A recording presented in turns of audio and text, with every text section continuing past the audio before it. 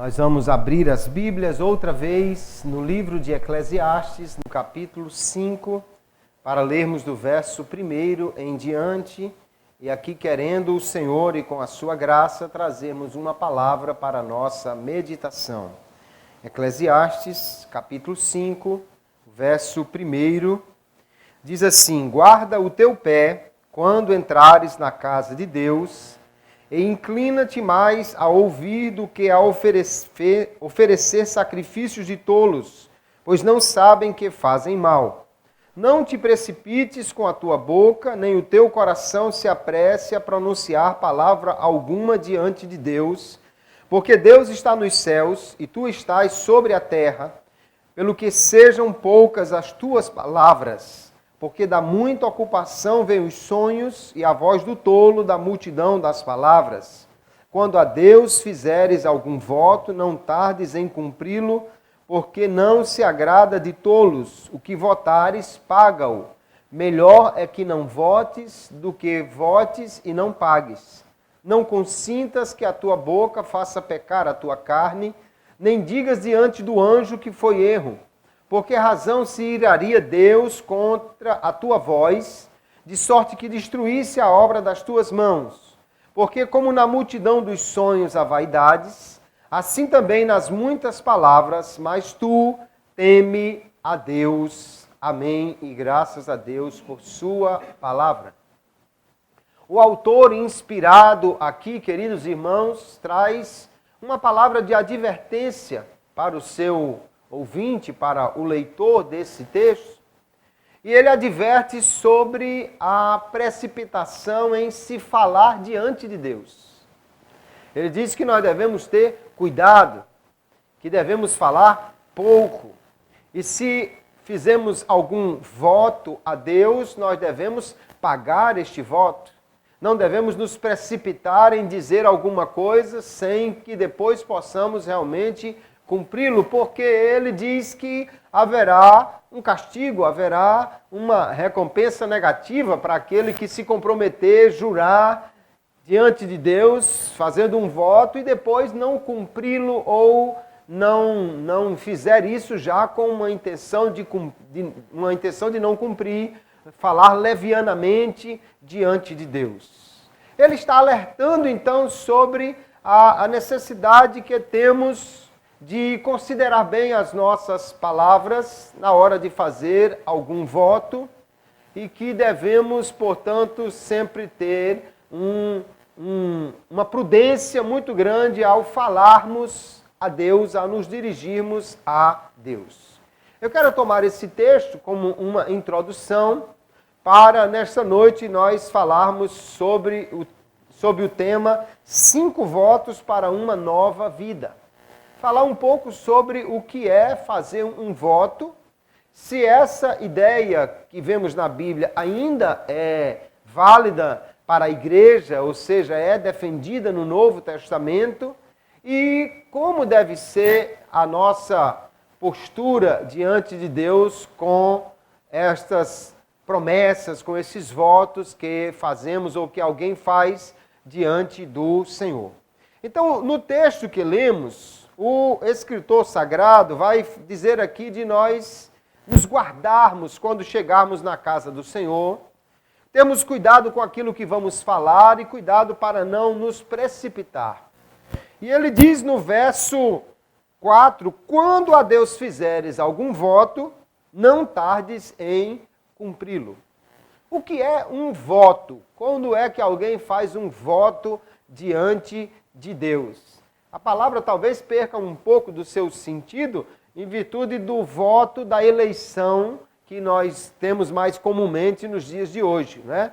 Mas fazer um voto é fazer uma promessa solene e voluntária a Deus. É quando alguém se dirige a Deus e promete, se compromete de fazer alguma coisa, se Deus lhe atender, se Deus lhe ajudar, se Deus ouvir a sua oração de alguma maneira. No Antigo Testamento, a primeira referência a um voto que temos foi feito por Jacó, lá em Gênesis capítulo 28. Jacó está saindo de casa indo para uma terra desconhecida, fugindo do seu irmão, levando absolutamente nada a não ser o mínimo necessário para a viagem, não tinha nenhuma segurança naquela viagem e nem muito menos sabia se iria dar certo, pelo menos no seu pensamento. Então ali ele vai fazer um voto a Deus. Gênesis 28, verso 20, diz assim: E Jacó fez um voto dizendo: Se Deus for comigo e me guardar nesta viagem que faço, e me der pão para comer e vestes para vestir, e eu em paz tornar a casa de meu pai, o Senhor será o meu Deus. E esta pedra que tenho posto por coluna será a casa de Deus. E de tudo quanto me deres, certamente te darei o dízimo. Esse é o primeiro voto que nós temos registrado na Bíblia. Algumas considerações são importantes a fazer sobre ele. Em primeiro lugar, Jacó era um camarada que estava acostumado a barganhar, negociar. Isso já nos devia falar alguma coisa, por que ele fez esse voto. Ele não tem nada, ele também não está oferecendo nada a Deus que Deus já não tenha, porque ele diz: se Deus me der isso tudo, Deus será o meu Deus. Bom, mas já era, ele já tinha uma aliança com Deus. A aliança era com Abraão, Isaac e até com Jacó. Ele já estava numa aliança com Deus. Se Deus me abençoar, ora, Deus já havia prometido a Abraão que abençoaria toda a sua descendência. Então, Jacó não estava pedindo nada que, na realidade, Deus já não estivesse pronto para fazer. Aí ele promete que daria a Deus o dízimo. O que parece muito interessante, porém, para quem não tem nada, dizer eu vou ficar com 90 e vou dar 10 a Deus de tudo que ele me der, não parece ser lá grande coisa realmente. Ele não está dizendo: Deus, de tudo que o Senhor me der, meio a meio, metade para o Senhor, metade para mim. Não, o Senhor fica com 10% e eu fico com 90% de tudo que o Senhor me der. É uma barganha que ele está fazendo. E o pior de tudo, sabe o que é? É que não há registro de que ele tenha cumprido esse voto. A quem ele pagou esse dízimo? E quando? Abraão deu dízimo ao Melquisedeque, do despojo da guerra, mas Jacó não temos registro disso. Se ele pagou, foi um pagamento que a Bíblia não registrou, o que deveria fazê-lo, já que era uma promessa que ele fez a Deus. Então o primeiro voto já tem aí umas características um tanto negativas, que não deveriam ser seguidas. Nós vamos ver que depois os votos serão regulamentados pela lei de Moisés, e aí Deus vai mostrar o que seria aceito, o que não seria, como fazer. Nos livros de Levítico, de Números, de Deuteronômio, nós temos diversos textos. Deus não aceitava voto feito com animal machucado, defeituoso. Deus não aceitava voto feito com dinheiro mal adquirido. Dinheiro de prostituição, por exemplo, jamais poderia ser utilizado para voto. Então, a prostituta não podia fazer um voto. Se Deus me abençoar e mandar muitos clientes, Deus não aceitava de forma nenhuma esse tipo de voto. Dizia como deveria ser feito um voto. Se alguma mulher fizesse um voto, ela fosse solteira, seu pai teria que concordar. Se ela fosse casada, seu marido teria que concordar, senão o voto seria desfeito. Então há diversos textos na lei de Moisés regulamentando o voto. O voto, então, era aceito por Deus, naquele contexto, para aqueles que eram seguidores da lei, e devia ser entregue sempre num lugar designado, que era o tabernáculo, o templo. Em Deuteronômio 12, verso 11, o texto diz assim: Então haverá um lugar que escolherá o Senhor vosso Deus, para ali fazer habitar o seu nome. Ali trareis tudo o que vos ordeno, os vossos holocaustos, e os vossos sacrifícios, e os vossos dízimos, e a oferta alçada da vossa mão, e toda a escolha dos vossos votos que votardes ao Senhor. Então Deus ali no templo, ou no tabernáculo, receberia sacrifícios, holocaustos, ofertas alçadas e votos.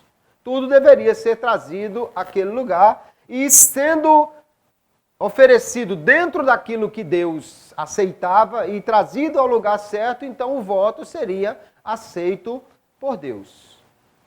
Porém, no Novo Testamento, nós temos pouquíssima menção de votos. Aliás, só temos 2 menções no livro de Atos dos Apóstolos, capítulo 18 e capítulo 21. As 2 ocasiões, quem está fazendo esse voto é o apóstolo Paulo. Porém, ele está fazendo esse voto muito mais num contexto de não trazer prejuízo no relacionamento com os judeus, muito mais num contexto de se adequar àquele momento para não ferir a fé ou não causar uma resistência diante dos judeus, do que propriamente um voto em que ele esteja cumprindo qualquer mandamento de Jesus ou trazendo como doutrina. Paulo faz isso 2 vezes no livro de Atos, porém em nenhuma das suas epístolas ele menciona o voto, ele menciona que alguém deva fazer voto. Então me parece, e muitos estudiosos assim pensam, que o voto não é uma doutrina da igreja. Está na Bíblia, porém não é um mandamento, não é uma ordenança para a igreja, e nós precisamos considerar como ou se ainda alguém deve fazer votos ao Senhor. O que é fato é que o voto não deve ser feito como uma tentativa de troca ou de negócio com Deus. Porque tem gente, às vezes, que faz um voto, uma campanha de jejum, um propósito, que parece que ele quer mais forçar Deus a fazer o que ele quer, do que ele próprio se moldar à vontade de Deus. O voto, então, um propósito que alguém faça, deveria ser uma forma de dedicação a Deus, de maior consagração, de súplica diante de Deus, reconhecendo a nossa dependência e, ao mesmo tempo, demonstrando gratidão a Deus, mostrando que estamos pedindo, mas que a vontade dele é que deve ser feita. Nesse espírito, nessa intenção, é que alguém poderia ou deveria fazer algum propósito ou algum voto para Deus. Vamos pensar então em algumas condições, até mesmo no Antigo Testamento, para que alguém fizesse algum voto. Primeira coisa, para fazer um voto deveria ter uma consciência da inteira dependência da vontade divina. Voto não é para Deus fazer o que eu quero. Voto é para suplicar a Deus, mas dentro da sua vontade. Tanto que Deus é quem estabelece o que o voto é aceito ou não no voto. Então eu não posso fazer de qualquer maneira. Depois, que seja algo lícito e agradável a Deus. Ninguém vai fazer um voto para não pecar, por exemplo, porque na realidade isso não é lícito. Senhor, se o Senhor me abençoar, eu não vou matar ninguém esse ano. Ora, você deve não matar ninguém ano nenhum, independentemente da bênção de Deus, porque isso é um mandamento, não matarás. Não, Senhor, se o Senhor me abençoar, esse ano eu não vou brigar com ninguém na igreja. Isso não vale, logicamente não é um voto aceito, nem um voto agradável a Deus. Senhor, se o Senhor me abençoar, eu vou distribuir dinheiro na rua aí para um monte de gente e tal. Isso não é uma coisa que seja aceito, lícito, agradável a Deus. O voto, então, se alguém faz, deve ser algo que contribua para a edificação espiritual daquele que está fazendo. Deve ser para maior consagração, deve ser um propósito para maior vontade de buscar a Deus. E não algo que eu faça tentando forçar Deus a aceitar alguma coisa para fazer a minha vontade. Porque Deus, irmãos, não precisa de nada. Deus não precisa de dinheiro, Deus não precisa de cântico, Deus não precisa de nada. Deus não tem necessidade de coisa alguma. Deus aceita o nosso louvor, Deus aceita a nossa oferta, mas como gratidão, como reconhecimento e não como pagamento por algo que Ele nos faça, porque na realidade Ele não precisa de coisa alguma. Porém, se alguém fizer algum voto, deve, e está muito claro na Bíblia, em diversos textos, deve pagar. Você assumiu um compromisso com Deus, você fez uma promessa ao Senhor, então pague aquilo que você prometeu. Números capítulo 30, verso 2 diz: quando um homem fizer voto ao Senhor ou fizer juramento, ligando a sua alma com obrigação, não violará a sua palavra, segundo tudo que saiu da sua boca, fará. Da mesma forma, no texto de Eclesiastes que nós lemos aqui, ele diz, quando a Deus fizeres algum voto, no verso 4, não tardes em cumpri-lo, porque não se agrada de tolos. O que votares, paga-o. E o verso 5, melhor é que não votes, do que votes e não pagues. Se você não está disposto a pagar, então é melhor não fazer nenhum compromisso, nenhum propósito, nenhuma promessa, nenhum voto a Deus. O voto, queridos irmãos, no entanto, já que no Novo Testamento nós não temos nenhum texto que nos ordene ou nem mesmo que nos incentive a fazer isso, é algo que nós devemos pensar realmente se o crente, o servo de Jesus, o cristão, deve ou não fazer. Mas se fizer, em primeiro lugar, tem que considerar que o voto não substitui a obediência a Deus. A obediência é a obrigação do crente. Senhor, se o Senhor me abençoar, esse ano eu não vou pecar.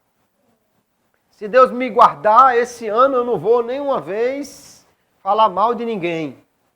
Ora, isso não é algo que se possa fazer uma promessa a Deus, porque na realidade já é uma obrigação do crente. É Jacó votando, se Deus estiver comigo, quando ele já estava numa aliança com Deus, ou seja, é algo que na realidade não faz sentido. E depois, nós não necessitamos de voto para sermos atendidos por Deus.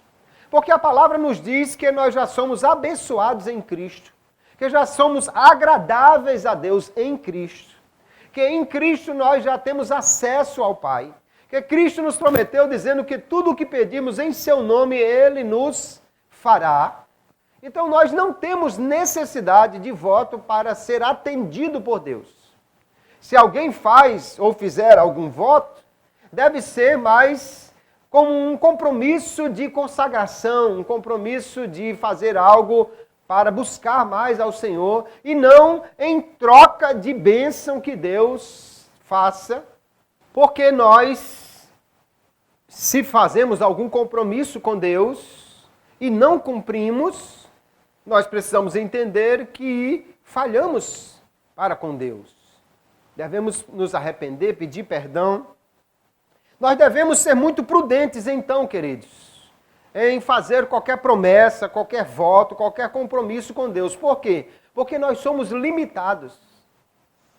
Às vezes a gente faz uma promessa, se Deus me abençoar, eu vou fazer não sei o quê. Como é que você sabe que vai ter condição de fazer isso? Não, se Deus me der isso aqui que eu estou pedindo, eu vou dar um valor X, eu vou cantar um hino, eu vou fazer uma campanha de jejum de tantos dias. Como é que você sabe que vai ter condição de fazer isso? Parece que quem faz o voto tem certeza que vai ter condição de fazer. E se não tiver? Então nós somos limitados. Aí não devemos nos precipitar, como lá em Juízes capítulo 11 tem o voto de Jefté. Ele queria ganhar uma batalha e na realidade ele não tinha necessidade de fazer nenhum voto. Por quê? Porque se ele confia no Senhor, Deus iria lhe dar vitória. Mas ele faz um voto dizendo, se Deus me der vitória, quando eu voltar em casa, a primeira coisa que vier ao meu encontro, eu oferecerei como sacrifício a Deus. Não sei se ele pensou em alguma ovelha, alguma coisa que viria ao seu encontro. Quem na realidade veio foi a sua filha única. E aí ele precisou cumprir o que prometeu. Que há ainda uma discussão muito grande se ela ficou virgem o resto da vida ou se realmente foi morta. Não vamos entrar no mérito da questão aqui. O fato é que foi difícil para ele cumprir um voto porque ele votou precipitadamente. Mas no livro de Juízes, quase todas as situações que nós temos ali são exemplos negativos para nós não fazermos, então não devemos nos precipitar. Então o crente não deve fazer voto nesse sentido de negociar com Deus. Não deve fazer. De fazer para poder receber uma bênção, também não deve fazer. Agora, nós devemos sim ter um compromisso permanente com Deus, para uma atitude de fidelidade, de submissão, de obediência. Melhor do que votar simplesmente, Deus, se me abençoares eu vou te dar isso, é estar sempre disposto a obedecer a Deus, agradar a Ele, e Ele vai nos abençoar por causa disso, e sermos gratos ao Senhor, do que simplesmente prometermos em troca de alguma coisa.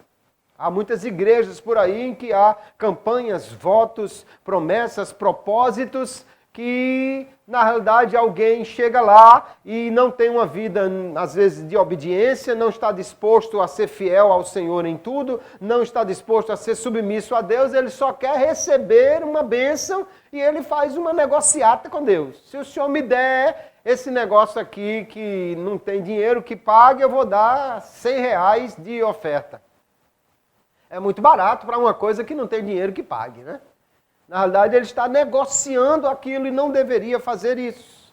Então, eu quero trazer aqui algumas atitudes que são recomendadas para todo servo de Deus, que se nós vamos fazer algum voto, algum propósito, que façamos de ter esse tipo de compromisso com o Senhor.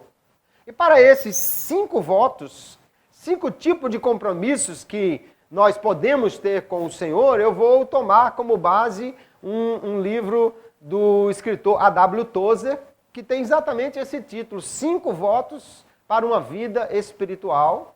E vamos tomar como base esses 5 pontos para nosso aprendizado.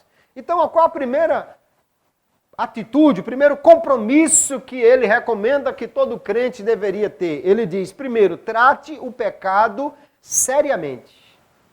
Nós devemos tratar o pecado com muito temor. Não brincar com o pecado como fez Sansão. É outro exemplo negativo no livro de Juízes. Sansão parece que era imune, ou ele se achava imune ao pecado, à falha, à queda, e é exatamente quando nós pensamos assim que mais facilmente nós podemos cair. Diz o texto lá de Juízes 16 que Dalila começou a brincar com Sansão e ele foi se abrindo. O texto do capítulo 16, verso 15 diz, então ela lhe disse, como dirás, tenho-te amor, não estando comigo teu coração? Já 3 vezes zombaste de mim, ainda me não declaraste em que consiste a tua força? E sucedeu que, importunando ela todos os dias com as suas palavras e molestando, a sua alma se angustiou até a morte.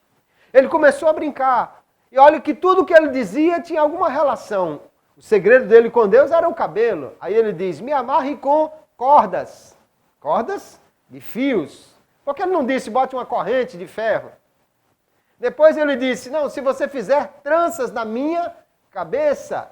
E se fosse uma brincadeira, a gente dizia, olha, está ficando quente. Está chegando mais perto.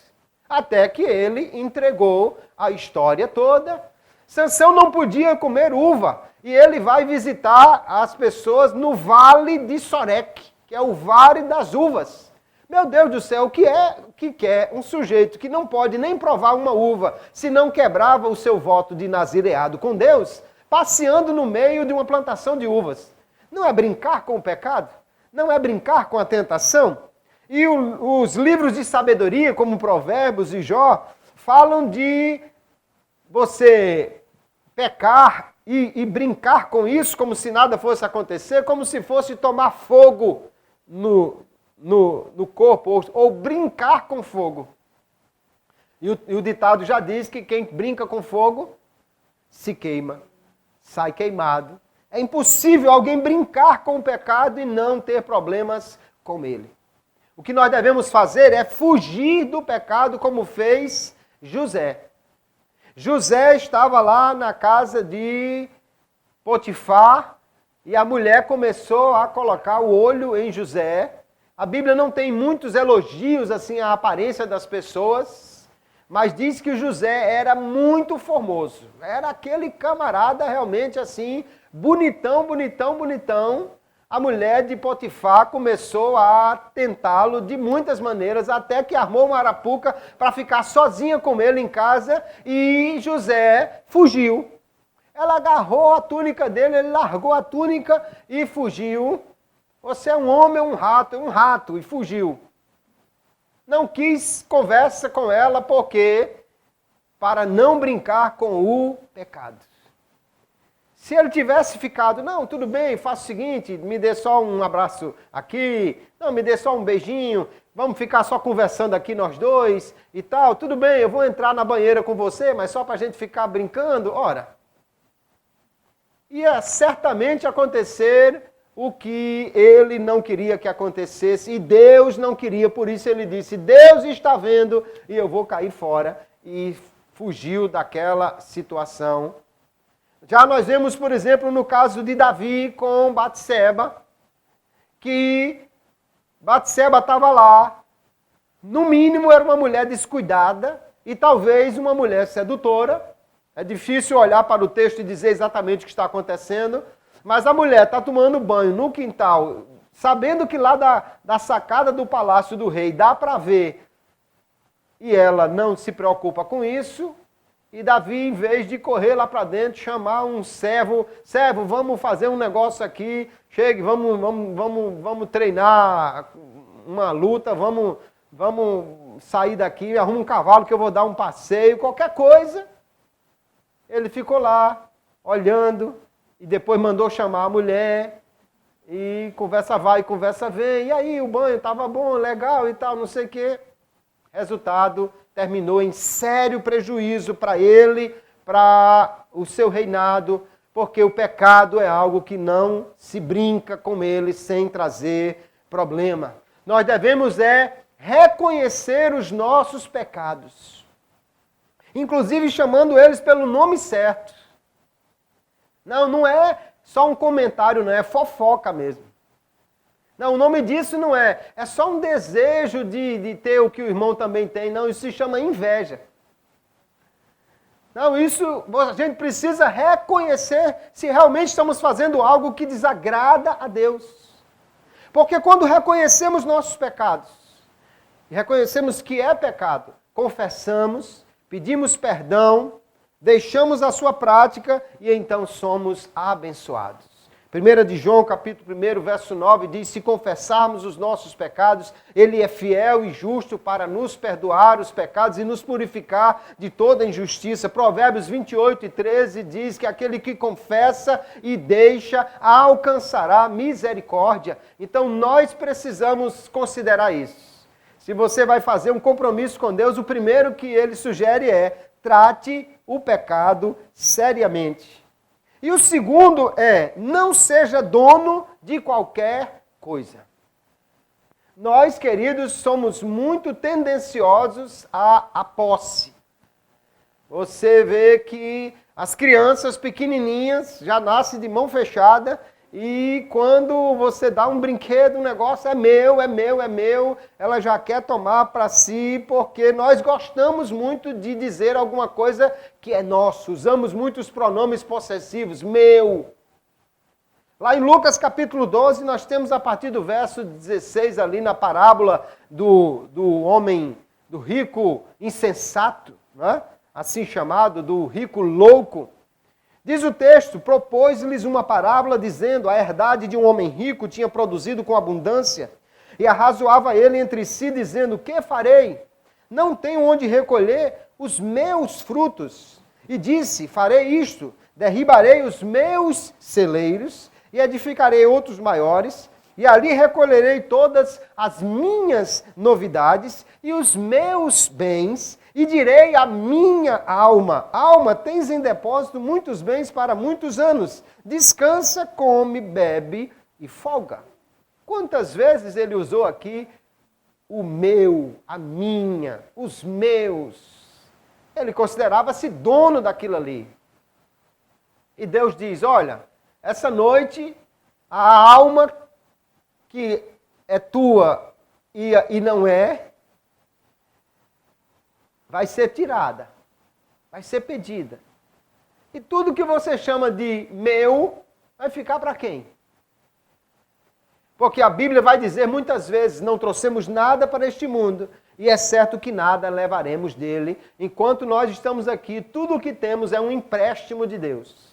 Você não leva nada, portanto, se nós não nos apegarmos às coisas, mas entregarmos tudo o que temos a Deus, isso estará muito mais seguro estando nas mãos de Deus, estando guardado por Deus ou pertencendo a Ele do que pertencendo a nós. Nossas posses, nossos filhos, nosso dinheiro, nosso futuro, nossos sonhos, tudo podemos e devemos entregar a Deus, porque o que estiver entregue a Deus, nós nunca vamos perder. Não vamos perder porque não é mais nosso, é do Senhor, só estamos administrando, Ele pode dar ou pode tirar.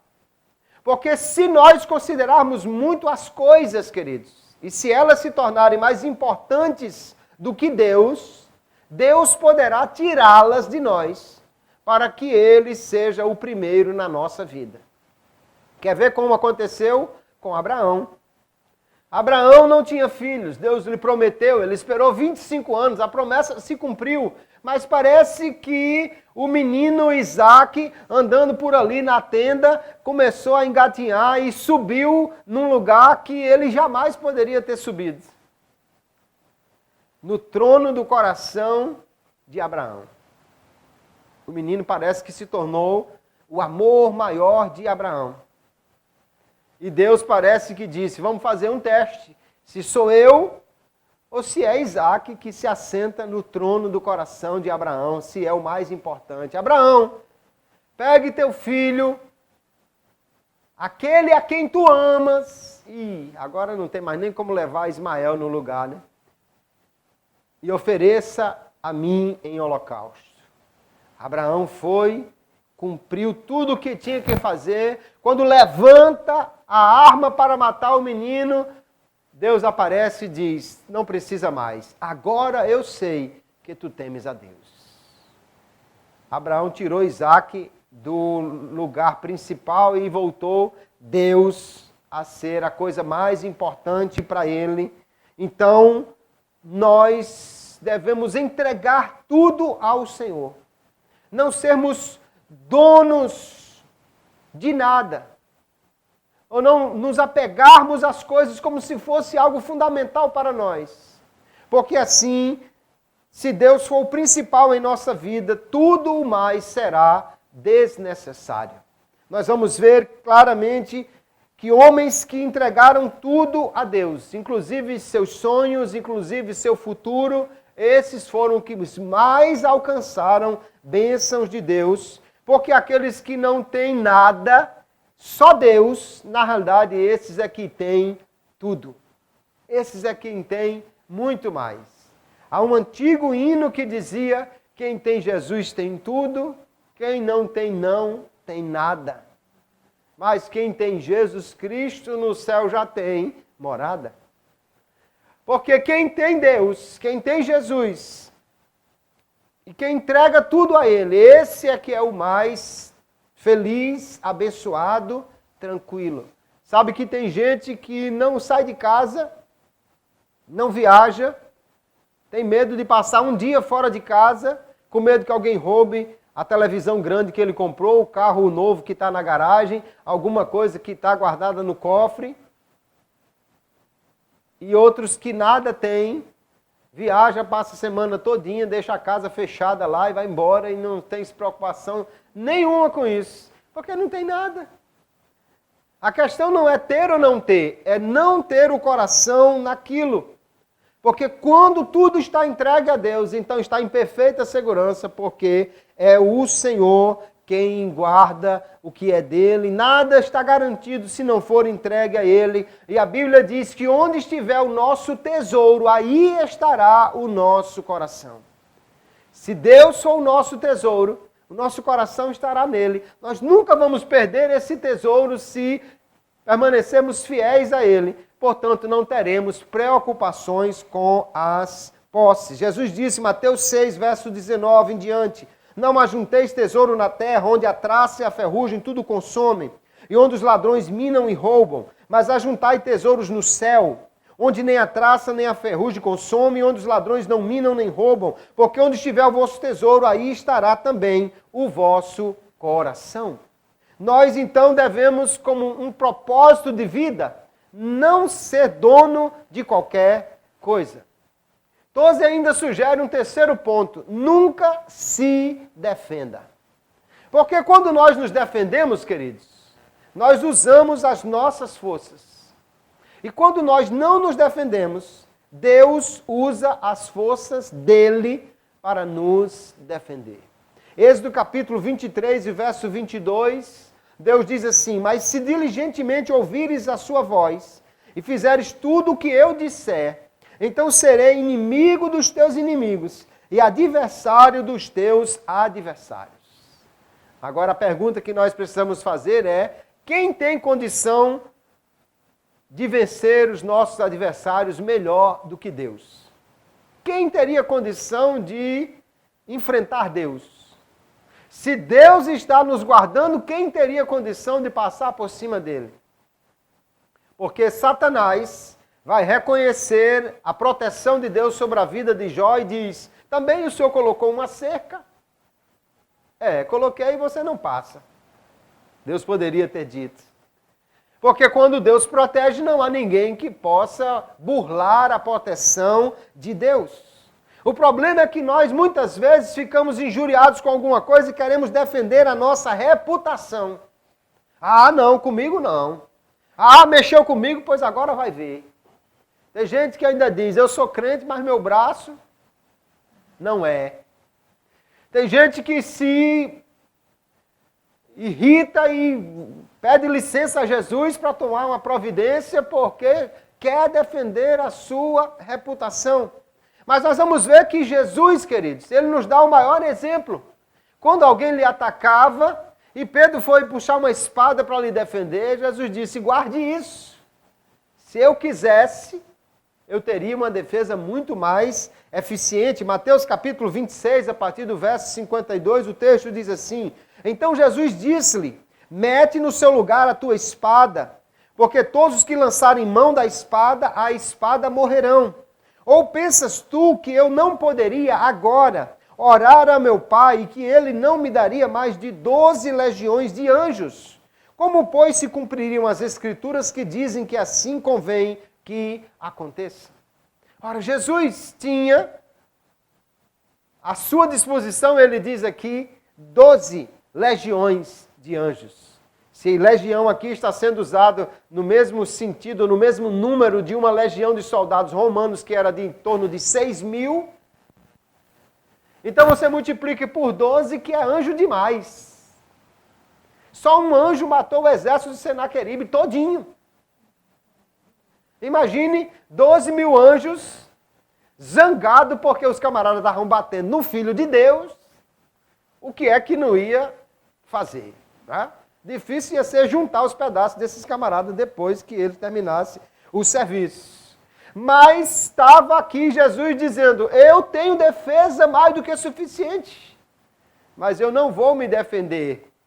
Porque Pedro vai dizer, queridos, que Jesus entregou-se àquele que julga justamente. E quando somos injuriados, nós devemos exatamente fazer isto porque Pedro diz que é o exemplo que ele nos deu. Entregar a Deus e confiar no seu cuidado. 1 de Pedro 2, verso 18 em diante, diz: vós servos, sujeitai-vos com todo temor ao Senhor, não somente ao bom e humano, mas também ao mal, porque é coisa agradável que alguém, por causa da consciência para com Deus, sofra agravos, padecendo injustamente. Porque que glória será essa, se pecando sois esbofeteados e sofreis? Mas se fazendo o bem sois afligidos e o sofreis, isso é agradável a Deus. Porque para isto sois chamados, pois também Cristo padeceu por nós, deixando-nos o exemplo, para que sigais as suas pisadas, o qual não cometeu pecado, nem na sua boca se achou engano, ou seja, ele não estava sofrendo porque ele pecou, aí não vale. Mas ele diz: o qual, quando o injuriavam, não injuriava, e quando padecia, não ameaçava, mas entregava-se àquele que julga justamente. Ele confiava na justiça de Deus e sabia que o Senhor o defenderia, que o Pai o defenderia, se necessário fosse. Nunca se defenda. Então é um propósito que Tozer diz que nós devemos tomar para a nossa vida, porque a justiça do Senhor, queridos, é a nossa maior proteção. Isaías capítulo 54, o verso 17, o escritor diz assim: toda ferramenta preparada contra ti não prosperará, e toda língua que se levantar contra ti em juízo, tu a condenarás. Esta é a herança dos servos do Senhor, e a sua justiça que vem de mim, diz o Senhor. Deus é quem está dizendo: os meus servos têm este direito, têm esta herança. Nenhuma ferramenta preparada contra eles vai prevalecer. Nós cremos num Deus que é justo e que fará justiça aos seus filhos. É o que Jesus nos conta também lá na parábola da viúva ou do juiz iníquo, como queiram. No capítulo 18 de Lucas, a viúva estava lá importunando o juiz, mas Jesus disse: olha, certamente Deus fará justiça aos seus escolhidos. Ainda que pareça demorado, ainda que pareça não ser no tempo que nós queremos, vale a pena confiar, porque Deus certamente fará justiça. E o outro ponto que Tozer nos traz é: nunca divulgue algo que fira alguém. Deus, nós vemos que nos trata com justiça. Mateus capítulo 7, verso 2, Jesus disse assim: porque com o juízo com que julgardes, sereis julgados, e com a medida com que tiverdes medido, vos hão de medir a vós. Deus é justo? É. Ele nos trata com justiça? Sim. Mas essa justiça tanto é quando alguém vem contra nós, também quando nós fazemos alguma coisa. Porque no mesmo capítulo 7, verso 12 de Mateus, ele diz: portanto, tudo o que vós quereis que os homens vos façam, fazei-lo também vós, porque esta é a lei e os profetas. Essa é a chamada regra de ouro. Tudo o que você quiser que alguém faça a você, faça a ele. Ou como você quer que as pessoas lhe tratem, trate elas.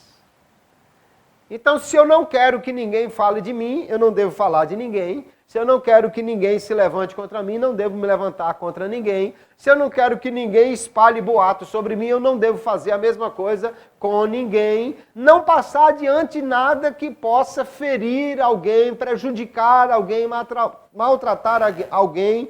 A Bíblia diz em muitos textos, queridos, não devemos caluniar, não devemos espalhar boatos caluniosos acerca de ninguém.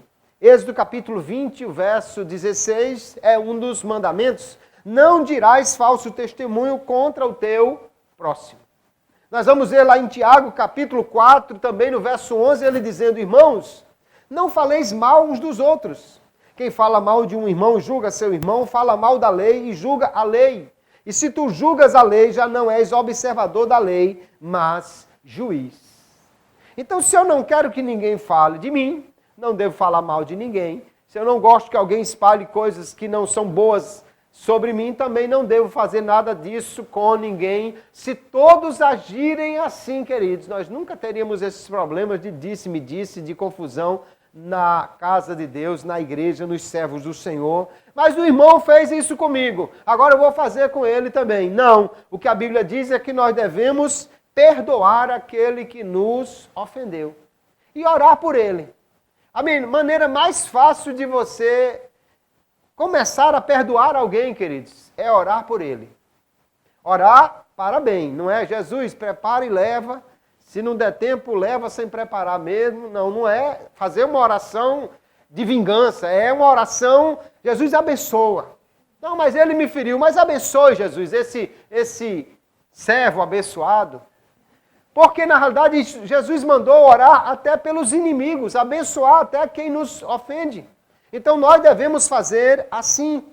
Efésios capítulo 4, verso 31, o apóstolo Paulo recomenda: toda amargura e ira e cólera e gritaria e blasfêmia e toda malícia seja tirada de entre vós.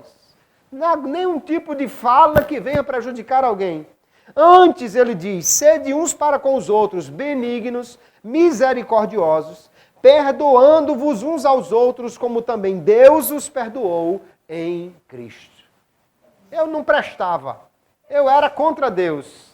Ele me perdoou em Cristo, eu devo fazer a mesma coisa quando alguém se levanta contra mim. Então, Tozer faz uma recomendação dizendo assim, faça um buraco na sua memória, enterre lá as informações, as fofocas que trouxeram sobre alguém e bote uma placa em cima dizendo assim, aqui jaz a fofoca sobre o irmão fulano. Pronto, morreu. Não vou passar adiante. Não vou dar crédito a isso, não vou contribuir com a sua propagação. Assim, fazendo, queridos, nós iremos ser bem-sucedidos. E o último voto, o último tipo de atitude, o último tipo de compromisso que ele diz que nós devemos ter é: não aceite qualquer glória, porque a glória pertence a Deus. Isaías 42, o verso 8, há um texto muito interessante que diz que Deus não reparte, Deus não compartilha sua glória com ninguém. Se a glória de Deus fosse uma publicação no Facebook, não tinha aquele botãozinho compartilhar. Ele não divide com ninguém. Eu sou o Senhor, diz o texto, este é o meu nome, a minha glória, pois, a outrem não darei, nem o meu louvor às imagens de escultura. Deus não divide sua glória, queridos. Se alguém tenta roubar a glória de Deus, na realidade ele está cometendo um grave erro. Acã, quando o povo foi entrar na cidade de Jericó, recebeu todo mundo o mandamento dizendo, não pegue nada da cidade, porque é consagrado a Deus. Tudo que tem aí é consagrado a Deus. Ele foi lá e pegou uma parte dos despojos. Ele pegou o que era de Deus. E quando alguém pega o que é de Deus, ele vai ter problemas. E há uma coisa que é de Deus e ele não quer que ninguém pegue, é a sua glória. Estão lhe elogiando? Glória a Deus. Ah, vocês fez muito bem? Glória a Deus. Mas você é o melhor que tem? Não, glória a Deus. Porque nós precisamos reconhecer que Deus é quem faz, Ele é quem nos capacita. Tem uma história que o irmão pregou uma mensagem assim extraordinária que todo mundo ficou boquiaberto. Quando ele desceu do púlpito, um irmão foi ao seu encontro e disse, meu irmão, essa mensagem foi a mensagem mais extraordinária, você é o melhor pregador do mundo. E ele diz, já me disseram ali atrás. E o irmão olhou, era a primeira pessoa, era ele que vinha falar com o irmão quando desceu do púlpito. Quem foi que lhe disse? Ele disse, foi o diabo. Ele já tinha me dito isso, que era para eu me gloriar. Interesse do inimigo é exatamente que nós comecemos a pensar que eu é que faço, que eu é que dou conta. Ah, se fosse eu ali, o negócio ia para frente. Não, eu é que botava esse negócio para funcionar. Ah, é porque esse irmão não sabe. Agora, se fosse eu... E aí, com isso, achamos que nós é que vamos fazer o negócio funcionar. Então, quando funcionar, se funcionar, glória a ti, irmão. Foi você que fez o negócio funcionar? Não. Toda glória é para Deus. Só que Deus promete uma coisa na sua palavra. Aqueles que honram a Deus, Deus os honrará. Aquele, portanto, que honra a Deus mais do que a qualquer outro, ele também será honrado. 1 Samuel 2, verso 30, diz assim na nova versão transformadora. Portanto, assim declara o Senhor, Deus de Israel, prometi que membros de sua família, da tribo de Levi, sempre seriam meus sacerdotes. Agora, porém, declara o Senhor, isso não acontecerá. Honrarei aqueles que me honram e desprezarei aqueles que me desprezam. Isso é uma palavra muito forte da parte de Deus. Mas é uma promessa do Senhor. Aqueles que me honrarem, eu honrarei. E os que roubarem a minha glória, os que me desprezarem, os que quiserem me colocar no segundo plano, eu os desprezarei. E aí o sujeito está com um grave problema se Deus está contra ele. Nós devemos então fazer tudo para a glória de Deus. Se eu canto, é para a glória de Deus, se eu toco é para a glória de Deus, se eu prego é para a glória de Deus, se eu trabalho é para a glória de Deus, se Deus me usa em profecia, em revelação é para a glória de Deus, se Deus me dá visões, sonhos, interpretação de língua, qualquer coisa, é para a glória de Deus. Não é porque eu sou bom, não é porque eu busco, não é porque eu pago preço, não é porque eu sou muito crente, não é porque eu tenho experiência, não é porque eu sou santo mais do que isso, não é por isso. É porque Deus me capacita. Se eu busco mais, é porque eu preciso buscar mais para poder ser usado, já que eu sou um vaso fraco. Mas tudo deve ser para a glória de Deus, como Paulo diz, 1 Coríntios 10 e 31, portanto, quer comais, quer bebais, ou façais outra qualquer coisa, fazei tudo para a glória de Deus. Porque, queridos, tudo o que nós fazemos deve ser para a glória de Deus. João capítulo 11, verso 4, Jesus diz que até a doença e a morte de Lázaro são para a glória de Deus. São para que Deus seja glorificado nele. O que parece que é difícil. Eu vou ficar doente para a glória de Deus? Vou morrer para a glória de Deus? O que Jesus estava dizendo aqui na realidade, queridos, quando nós nos entregamos ao Senhor, tudo na nossa vida pode e deve ser usado para a glória de Deus. Ele adoeceu e certamente quem adoece não passa bem, não sabemos que dor, que desconforto ele experimentou, mas ele passou aí um tempo convalescendo, morreu, o coração das irmãs ficou triste, veio dor, veio tristeza, só que no final tudo isso foi para a glória de Deus, quando ele ressuscitou, depois de um tempo que não era mais possível de maneira nenhuma. Se tivesse acontecido como aconteceu com a filha de Jairo, alguém podia dizer assim, não, ele teve um passamento, desmaiou, teve uma parada respiratória apenas. Não, ele já está cheirando mal. Então não tem jeito. Só Deus, e Deus vai lá e faz, e a glória é de Deus, e ninguém mais pode dizer nada. Então devemos dar o crédito de tudo que nós alcançamos ao Senhor, porque Ele é quem nos capacita a fazermos qualquer coisa que nós fazemos. Se nós tivermos esse tipo de atitude diante de Deus, queridos, se nós fizermos tudo para a glória de Deus, não nos apegarmos às coisas materiais, não passarmos adiante nada que prejudique alguém, se nós não tomarmos para nós nenhuma glória, se nós não formos os donos dessas coisas, se nós tivermos compromisso de tratar o pecado seriamente e fugir dele, então Deus irá nos abençoar muito mais do que qualquer voto que fizemos. Então submissão, obediência é melhor do que voto. Devemos nos comprometer com a obediência à palavra de Deus. Pois esta é a maneira de nós alcançarmos a prosperidade. E é também a obrigação de todo servo de Deus. Seja fiel a Deus e você será abençoado. Tenha compromisso em fazer as coisas para a glória de Deus e você será abençoado.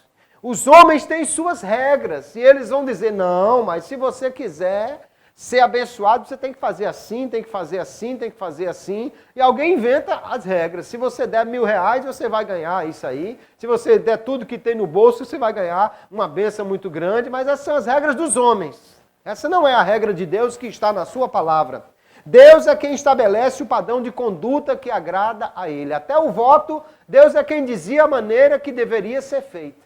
E a maneira como nós temos no Novo Testamento é que nós já somos abençoados em Cristo se nós nos mantivermos em obediência e fidelidade a Deus. Uma vida de compromisso permanente com Deus.